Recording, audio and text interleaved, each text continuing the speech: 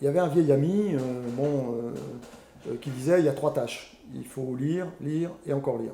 Mais il faut inlassablement s'informer. Moi, si j'ai un conseil à vous donner, c'est soyez curieux. Soyez, prenez des chemins de traverse, mais réfléchissez toujours.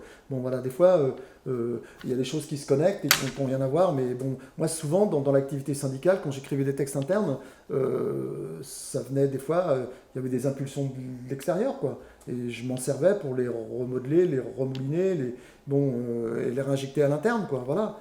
Bon, donc, dans les bibliographies, il y a un bouquin très intéressant d'un gars qui s'appelle Jean-Marie Pernaut, qui est d'ailleurs un ancien dirigeant CFDT de la Fédération des Finances. Sa première sortie, c'est Folio en 2005, qui s'appelait Syndicat lendemain de crise. Il évoquait la création du SNU ANPE.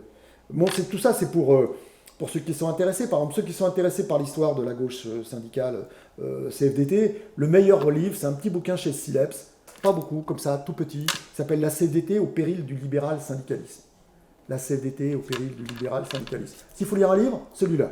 Et c'est écrit par Jean-Claude Aparicio, l'ancien dirigeant de la région CFDT PACA, Michel Pernet, et puis Daniel Torqueo, qui est dirigeant d'une fédération historiquement oppositionnelle, qui était la fédération Acuitex, habillement, cuir, textile. Voilà. Ça, c'est un peu plus daté, mais c'est à la fin du XXe siècle, Paris, 99, aux éditions Sileps.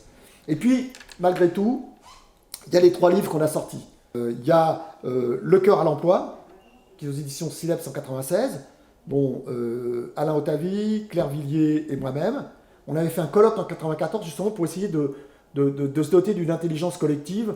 Alors c'est rigolo, c'est pas du tout des textes où il n'y a que la pensée syndicale officielle. Officielle et galvanisée, non, pas du tout, puisque par exemple Jacques Rigaudia, qui est toujours quelqu'un d'actif et de très intéressant, nous expliquait à l'époque pourquoi il fallait intégrer les ascédiques unédiques dans le service public de l'emploi. Alors que nous, ça nous paraissait quelque chose d'absolument iconoclaste, etc. Des passeurs hors du commun, Sabine Crouzet et moi-même, au niveau de la coordination, parce que sinon il y a plein de gens, il y a Jean-Michel Tilloy, il y a plein de... Et puis là aussi des chercheurs, des penseurs, Anne Molinier, etc. Et c'était un colloque qu'on a fait sur la santé du personnel. Et on a fait ce colloque parce qu'on était persuadé qu'il manquait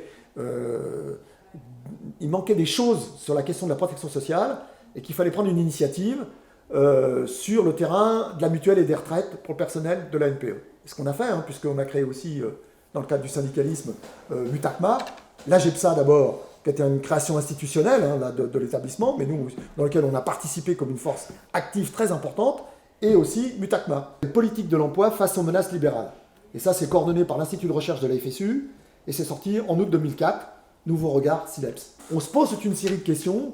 Il y a aussi des penseurs comme par exemple Jean Gadret qui intervient, etc. Vous verrez. Et il y a aussi d'ailleurs à la fin de ce bouquin, Politique de l'emploi face aux menaces libérales, il y a un petit récit des raisons politiques et de l'émergence du SNU.